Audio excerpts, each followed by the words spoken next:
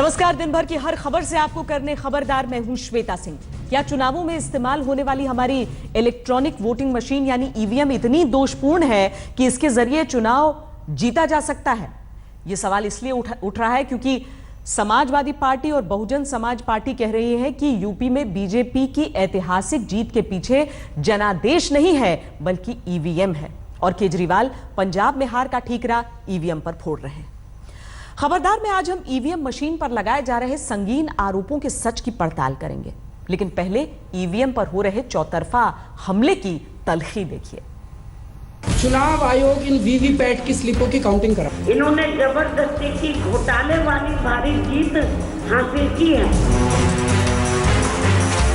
EVM खराब है। EVM की ईमानदारी पर सवालों की रफ्तार बढ़ गई है। पंजाब में बुरी तरह हारने वाले केजरीवाल और यूपी में सूपड़ा साफ होने की पीड़ा झेल रही मायावती ने ईवीएम मुक्त भारत का अभियान शुरू कर दिया। ये इनकी केवल यहाँ बेईमानी, धांधली व लोकतंत्र की हत्या करने वाली ही जीत है। इतना भारी बहुमत मिला, फिर भी आपने प्रधानमंत्री से लेकर इनके और जो बड़े नेता हैं, जो चेहरे पर वास्तविक मुस्कुराहट आपको देखने के लिए मिलनी चाहिए थी, वो आप लोगों को नहीं मिल रही है। कई वो बूथ हमें मिले हैं जिसमें जो कहीं 2 वोट, कहीं 3 वोट, कहीं 4 वोट, इसका जवाब कहां? ये सारे वोट गए कहां? एक शक पैदा होता है कि कहीं ईवीएम के जरिए 20 से 25% वोट आम आदमी पार्टी का अकाली दल और भाजपा के गठबंधन को ट्रांसफर तो नहीं कर दिया गया है। ईवीएम पर अविश्वास का कोरस गाने में मायावती का साथ अखिलेश भी दे रहे हैं, और पंजाब में केजरीवाल को हराने वाली कांग्रेस को भी ईवीएम की समीक्षा में कोई आपत्ति नहीं है। लेकिन पंजाब की जीत को कांग्रेस मिलावटी मानने को तैयार नहीं। ईवीएम पर जो सवाल उठाया है, मैं भी जांच करके जानकारी करके क्या हो सकता है उस पर भी बात रखूंगा मैं। लेकिन अगर ईवीएम पे कोई सवाल उठाए तो ये सरकार को सोचना चाहिए। सवाल उठाए ईवीएम पर तो कहीं ना कहीं सरकार को जांच करा लेनी चाहिए। ईवीएम मशीन पे आम आदमी पार्टी कह रही है कि ईवीएम मशीन जो ईवीएम में गड़बड़ियां हैं, ऐसा कहा जा रहा है। जो हारता है कोई तो बहाना बनाता ही है। सवाल है कि ईवीएम में खोट चुनाव में खटिया खड़ी हो जाने के बाद ही क्यों नजर आती है? ईवीएम पर सवाल हारने वाली पार्टियां ही क्यों उठाती हैं? चुनाव में जीत मिली तो ईवीएम पवित्र और हार मिली तो ईवीएम बेईमान क्यों बन जाती है? 2015 के दिल्ली विधानसभा चुनाव से 5 दिन पहले केजरीवाल ने ट्वीट कर ईवीएम से छेड़छाड़ की आशंका जताई थी। चुनाव नतीजे आए तो केजरीवाल की आम आदमी पार्टी को 70 में 67 सीटें मिली तो केजरीवाल चुप्पी साध गए। कांग्रेस को यूपी की हार में ईवीएम से छेड़छाड़ की वजह दिख रही है, लेकिन पंजाब की जीत के पीछे जनता का जनादेश नजर आ रहा है। कांग्रेस को दिल्ली नगर निगम के चुनाव में बैलेट पेपर का इस्तेमाल जरूरी लग रहा है, लेकिन पंजाब में उसे ईवीएम पसंद है। 2009 के लोकसभा चुनाव में हार के बाद कांग्रेस ने बीजेडी की जीत के पीछे ईवीएम में छेड़छाड़ की साजिश बताई। असम में भी कांग्रेस ने ईवीएम को जिम्मेदार माना। ईवीएम में गड़बड़ी के आरोप को खारिज करने वाली बीजेपी 2014 के चुनाव से पहले ईवीएम के खिलाफ मुहिम चला चुकी है। बीजेपी नेता जीवीएल नरसिंह राव बाकायदा किताब लिखकर ईवीएम की धज्जियां उड़ा चुके हैं। जीवीएल नरसिम्हा राव की किताब की प्रस्तावना लाल कृष्ण आडवाणी ने लिखी थी। 2009 में बीजेपी लोकसभा चुनाव हार गई तो आडवाणी ने हार का ठीकरा ईवीएम पर फोड़ा था। बीजेपी के सुब्रमण्यम स्वामी तो ईवीएम का मामला कोर्ट तक ले गए। जेडीयू, लेफ्ट, बीजेडी, आरजेडी ऐसी कोई पार्टी नहीं जिसने हार के बाद ईवीएम को बलि का बकरा बनाने की कोशिश न की। एक पंजाब खबरदार में हम ईवीएम में गड़बड़ी की गुंजाइश का मूल्यांकन भी करेंगे, लेकिन गौर करने लायक बड़ा सवाल यह है कि क्या ईवीएम पर विवाद को तूल देकर हार की हताशा छिपाई जा रही है? आज तक ब्यूरो। खबरदार में अब हम आपको कुछ ऐसे फैक्ट्स दिखाते हैं जिनसे आप ये समझ पाएंगे कि हमारे देश में इस्तेमाल होने वाली इलेक्ट्रॉनिक वोटिंग मशीन कितनी सुरक्षित है। हमारी ईवीएम मशीन का निर्माण भारत इलेक्ट्रॉनिक्स लिमिटेड और electronic corporation of India limited ने किया है। चुनाव में ईवीएम के इस्तेमाल से पहले इसका कई दौर का ट्रायल किया गया। चुनाव आयोग ने राजनीतिक पार्टियों को इसका ट्रायल रन भी दिखाया था। हमारी ईवीएम मशीन एक व्यक्ति एक मत के सिद्धांत पर काम करती है। एक वोट डालने के साथ ही ईवीएम मशीन ऑटो लॉक हो जाती है। अगला वोट तभी डाला जा सकता है जब इसकी प्रोग्रामिंग के तहत जरूरी प्रक्रिया फॉलो की जाए। ईवीएम में 1 मिनट में 5 से ज्यादा वोट नहीं डाले जा सकते, यानी कि आधे घंटे में 150 वोट डाले जा सकते हैं। फर्ज करें कि अगर ईवीएम से फर्जी वोटिंग की जाती है तो 1 घंटे में 100-150 से ज्यादा बोगस वोट्स नहीं डाले जा सकते। चुनाव आयोग ने समय समय पर ईवीएम मशीन के सुरक्षित होने का रियलिटी चेक किया है। चुनाव आयोग ने 3 से 8 अगस्त 2009 के बीच 100 इलेक्ट्रॉनिक वोटिंग मशीन का रियलिटी चेक किया। ये मशीनें रैंडम बेसिस पर 10 राज्यों से मंगाई गई थी। चुनाव आयोग ने इन मशीनों को डिस्प्ले किया। लोगों से कहा गया कि वो इनके जरिए फर्जी वोटिंग करके दिखाएं। चुनाव आयोग के रियलिटी टेस्ट में ईवीएम मशीनें 100% पास पाई गई। वैसे आपके लिए यह जानना जरूरी है कि ईवीएम को लेकर चल रही कानूनी लड़ाई में कुछ मौकों पर कोर्ट ने भी माना कि इन्हें फुल प्रूफ करने की जरूरत है। 2012 में दिल्ली हाई कोर्ट ने ईवीएम में voter verified paper audit trail यानी वीवीपीएटी जोड़ने की जरूरत बताई। हाई कोर्ट का कहना था कि मौजूदा स्वरूप में ईवीएम को पूरी तरह सुरक्षित नहीं माना जा सकता। वीवीपीएटी एक ऐसा सिस्टम है जिसमें वोटिंग की क्रॉस चेकिंग होती है, यानी आप ये जान सकते हैं कि आपका वोट उसी उम्मीदवार को गया या नहीं जिसे आप चाहते थे। हाई कोर्ट के दिशा निर्देश को सुप्रीम कोर्ट ने भी सही माना, जिसके बाद यह तय हुआ कि 2019 के लोकसभा चुनाव में सारी ईवीएम मशीन वीवीपीएटी से लैस होंगी। गौर करने वाली बात यह भी है कि 5 राज्यों के विधानसभा चुनाव में चुनिंदा ईवीएम में ही वीवीपीएटी का इस्तेमाल हुआ है। केजरीवाल इस पर भी सवाल उठा रहे हैं। खबरदार में हम ईवीएम की विश्वव्यापी अविश्वसनीयता का भी विश्लेषण करेंगे, क्योंकि ईवीएम की विश्वसनीयता पर सवाल सिर्फ भारत में नहीं उठे हैं। कई विकसित देशों में भी ईवीएम उम्मीदों पर खरा उतरने में नाकाम रही है। जर्मनी में ईवीएम पर पाबंदी है क्योंकि वहां की एजेंसी ने ईवीएम से मतदान को पारदर्शी मानने से इनकार कर दिया। नेदरलैंड्स ने भी जर्मनी के नक्शे कदम पर चलते हुए ईवीएम से किनारा कर लिया। इटली में ईवीएम का इस्तेमाल रोक दिया गया क्योंकि वहां की एजेंसी को लगा कि ईवीएम से नतीजे बदले जा सकते हैं। आयरलैंड में तो ईवीएम को संवैधानिक चुनाव के लिए खतरा करार दिया गया। इंग्लैंड और फ्रांस में ईवीएम का कभी इस्तेमाल ही नहीं हुआ। अमेरिका की कैलिफोर्निया और दूसरे राज्यों में पेपर ट्रेल के बिना ईवीएम के इस्तेमाल को मंजूरी नहीं दी गई। ये कुछ तथ्य हैं जो हमने आपके सामने रखे, लेकिन आपके लिए यह जानना भी आवश्यक है कि इन देशों की ईवीएम की बनावट हमारी ईवीएम से अलग है। हमारी ईवीएम अपने आप में एक पूरी मशीन है। इसे किसी पीसी या दूसरे नेटवर्क से कंट्रोल नहीं किया जा सकता। लेकिन दूसरे देशों में ईवीएम पीसी से नियंत्रित होते हैं। और फिर चुनावी खर्च का भी सवाल है, क्योंकि हमारा लोकतंत्र इन देशों से ज्यादा विशाल है जहां चुनाव पर भारी धन खर्च होता है। अगली खबर की तरफ बढ़ते हैं। बीजेपी ने यूपी की बाधा दौड़ तो बड़े मार्जिन से जीत ली है, लेकिन यूपी की कप्तानी किसे दी जाए, यह सवाल बना हुआ है। राजनाथ सिंह इनकार कर चुके हैं और कल यानी 16 तारीख को होने वाली विधायक दल की बैठक भी टाल दी गई है। हमने इस सवाल पर ऑन कैमरा ओपिनियन पोल किया है, जिसमें भी राय बंटी हुई नजर आई। वो ऐसे ऐसे चेहरे चुन करके आए हैं जिनको शायद कभी किसी ने टीवी पर भी देखा नहीं होगा। ऐसे ऐसे चेहरे चुन करके आपने भेजे हैं जो कभी अखबार की लकीरों में भी कभी उनको स्थान मिला है कि नहीं मिला है, मैं नहीं जानता। मोदी ही जानते हैं कि यूपी के सीएम बनने का सौभाग्य किसे मिलेगा। आज सुबह तक राजनाथ सिंह का नाम रेस में सबसे आगे चल रहा था। दोपहर होते होते राजनाथ सिंह ने खुद को आउट ऑफ रेस बता दिया। सर बड़ा खबरों में एकदम चल रहा आपका नाम। फालतू बात से अनावश्यक है सर। क्या फालतू बात नहीं जाएंगे।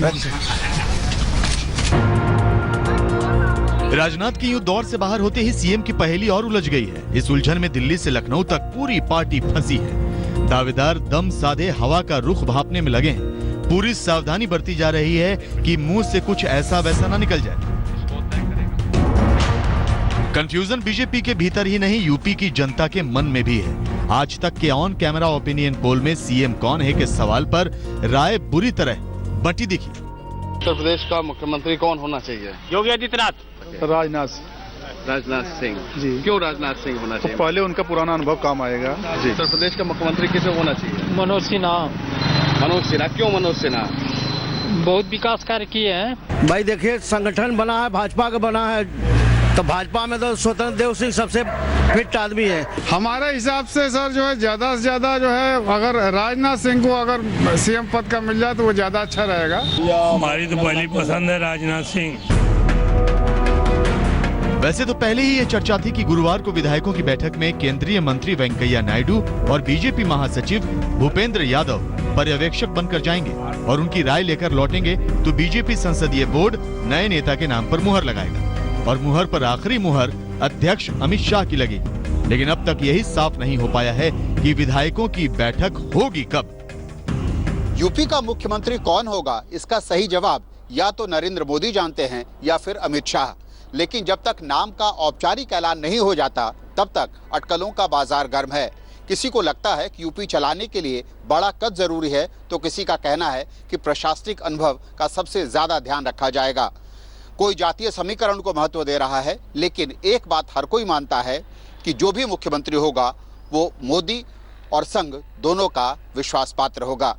कैमरामैन हरीश कांडपाल के साथ बालकृष्ण, लखनऊ, आज तक। सवाल यह है कि भारत में अल्लाह का इस्लाम चलेगा या मुल्ला का इस्लाम चलेगा, क्योंकि 16 साल की नाहिद को गाने से रोकने वाला, बेसुरा राग अलापने वाली फतवा ब्रिगेड इसके लिए उस कुरान का हवाला दे रही है जिसमें औरतों के सम्मान और उनकी इज्जत का जिक्र सबसे पहले किया जाता है और औरतों को मर्दों के बराबर दर्जा दिया गया है।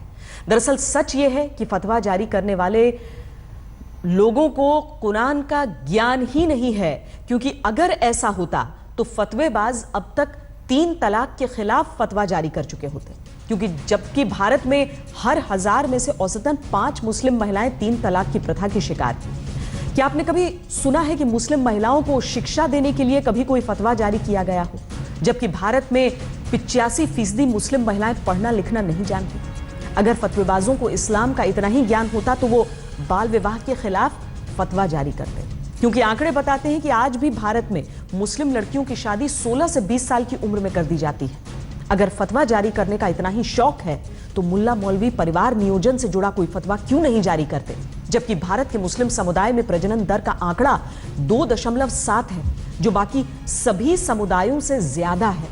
लेकिन नहीं, देश के मुल्ला मौलवियों को तो बस इस बात की फिक्र है कि कहीं मुस्लिम महिलाओं को आजाद हवा में सांस लेने की आदत न पड़ जाए, क्योंकि अगर ऐसा हो गया तो फतवेबाज मुल्ला मौलवियों की दुकानें बंद हो जाएंगी। इसीलिए जरूरी है कि महिला विरोधी सोच से पीड़ित मुल्ला मौलवियों के फतवों को फाड़कर फेंकने में एक पल नहीं गंवाया जाए। ऐसी घटनाएं साबित करती हैं कि फतवे जारी करने की फिराक में बैठे रहने वाले मुल्ला मौलवियों को तो बस फतवे जारी करने का बहाना चाहिए। बिना सिर पैर के फतवे जारी करने के शौकीन फतवेबाज ऐसा माहौल बना देते हैं कि जैसे फतवे को मानना हर मुसलमान के लिए अल्लाह का हुक्म होता है, जबकि ऐसा है नहीं। इसीलिए अब हम खास तौर पर उन मुसलमानों के लिए फतवे का असली मतलब बता रहे हैं जो मुल्ला मौलवियों के झूठ में फंसकर फतवों को मानना अपना धार्मिक कर्तव्य मान लेते हैं। फतवा अरबी भाषा का शब्द है जिसका मतलब होता है शरीयत के मुताबिक दी गई राय। ये राय किसी भी मामले पर दी जा सकती है, लेकिन फतवा यूं ही नहीं दिया जा सकता, बल्कि राय यानी फतवा तभी दिया जाता है जब कोई उसे मांगता है। फतवे को मानना या न मानना भी फतवा मांगने वाले के मन पर निर्भर करता है। फतवे के साथ एक और बात ध्यान देने वाली है कि हिंदुस्तान में फतवा मानने की कोई कानूनी बाध्यता नहीं है, लेकिन फतवेबाज मुल्ला मौलाना फतवे का ऐसा हवा बना देते हैं कि अशिक्षित और गरीब मुसलमानों के लिए फतवा देश के संविधान से भी ज्यादा बड़ा हो जाता है, जबकि किसी भी धर्मगुरु को यह हक नहीं है कि वो ऐसे पक्षपातपूर्ण फतवा जारी करे जो इस्लाम की गलत छवि पेश करने की वजह बने। फतवा जारी करने में महारत रखने वाले तमाम मुल्लाओं द्वारा वक्त वक्त पर इस्लाम धर्म के हवाले से ऐसे विवादित फतवे जारी किए जाते रहे हैं जिन्हें सुनकर रोना भी आता है और हंसी भी छूट जाती है। फतवेबाज मुल्ला फतवा जारी करने के मामले में छोटे बड़े, अमीर गरीब किसी का कोई लिहाज नहीं रखते। कुछ उदाहरण आपको दिखाते हैं जिनमें बड़े बड़े लोगों के खिलाफ अजब फतवे जारी किए गए। सलमान खान के खिलाफ इसीलिए फतवा जारी किया जा चुका है क्योंकि उन्होंने मैडम टुसॉड म्यूजियम में अपना मोम का पुतला लगाने की इजाजत दे दी थी। AR रहमान के खिलाफ इसलिए फतवा जारी हो चुका है क्योंकि उन्होंने पैगंबर मोहम्मद पर बनी एक ईरानी फिल्म में संगीत दिया था। शाहरुख खान जब सरोगेट मदर की मदद से बेटे के पिता बने तो उनके खिलाफ भी फतवा जारी कर दिया गया था। स्कर्ट पहनकर टेनिस खेलने पर सानिया मिर्जा के खिलाफ फतवा जारी किया जा चुका है। ये तो सिर्फ कुछ उदाहरण हैं जो दर्शाते हैं कि मुल्ला मौलवियों के लिए फतवों का क्या महत्व बाकी रह गया है। तभी तो हम कह रहे हैं कि ऐसे बेकार के फतवों को फाड़कर फेंक देना चाहिए। अब हम आपको कश्मीर से आया वो वीडियो दिखाएंगे जिसमें आतंकवादी संगठन हिजबुल मुजाहिदीन का कमांडर जाकिर मूसा कश्मीर के पत्थरबाजों को भड़का रहा है और इस्लाम के नाम पर पत्थरबाजी को जायज ठहरा रहा है। आपको बता दें कि बुरहान वानी की मौत के बाद कश्मीर में हिजबुल का कमांडर जाकिर मूसा को बनाया गया है। तो मैं कहना चाहता हूँ कि वो जब भी पत्थर उठाए तो वो इस्लाम के लिए हो, वो कश्मीर के लिए या किसी वतन के लिए न हो, ये वतनियत की जंग न हो। दक्षिण कश्मीर में हिजबुल की कमान संभाले आतंकी जाकिर अहमद भट्ट उर्फ जाकिर मूसा का नया वीडियो सोशल मीडिया में धड़ल्ले से वायरल हो रहा है। इस वीडियो में आतंकी पत्थरबाजों को पाठ पढ़ा रहा है। पत्थरबाजी का इस्तेमाल आतंकवादियों के खिलाफ सेना और सुरक्षा बलों के ऑपरेशन में खलल डालने, आतंकवादियों को बचाने और बच निकलने के रणनीतिक पैतरे की तरह हो रहा था। पर जाकिर मूसा के ताजा वीडियो से साफ हो गया कि इसके मंसूबे न सिर्फ नौजवानों को पत्थरबाजी के खूनी खेल में ढकेलने के हैं, बल्कि इन्हें इस्लाम के नाम पर बरगलाने के भी हैं। तो मतलब गर्ज ये बात कहनी थी कि मतलब जो संगबाज भाई है हमारे, उनको मैं कहना चाहता हूँ कि वो जब भी पत्थर उठाए तो वो इस्लाम के लिए हो, वो कश्मीर के लिए या किसी वतन के लिए न हो, ये वतनियत की जंग न हो, वो खालिस और खालिस इस्लाम के लिए हो। क्योंकि सब लोगों को पता ही है कि मतलब जो नेशनलिज्म है, मतलब वतनियत है, ये तो इस्लाम में हराम करार दी गई है। आतंकी मूसा के मकसद को समझना मुश्किल नहीं। वो ISIS और तालिबान की तर्ज पर कश्मीर में भी शरिया कानून का हिमायती है। वीडियो में आतंकी मूसा जम्मू कश्मीर पुलिस के नौजवानों को धमकी भी दे रहा है। कह रहा है कि वो फौज का साथ देना छोड़ दें। तो जो हमारे भाई है JKP में या मुनाफिकीन जो इन्फॉर्मर्स में है, इनको मैं मतलब अब वार्निंग समझो या एडवाइस समझो, वो आपके ऊपर डिपेंड है। इनको मैं कहना चाहता हूँ कि मतलब अभी भी मौका है, तौबा के दरवाजे तो हमेशा के लिए खुले हुए हैं। कश्मीर में ये पत्थरबाजी का प्लान पाकिस्तान के इशारे पर चल रहा है। इसके सबूतों के लिए किसी गहरी तफ्तीश की जरूरत नहीं। अक्सर पत्थरबाज पाकिस्तानी झंडे के साथ नजर आ भी जाते हैं।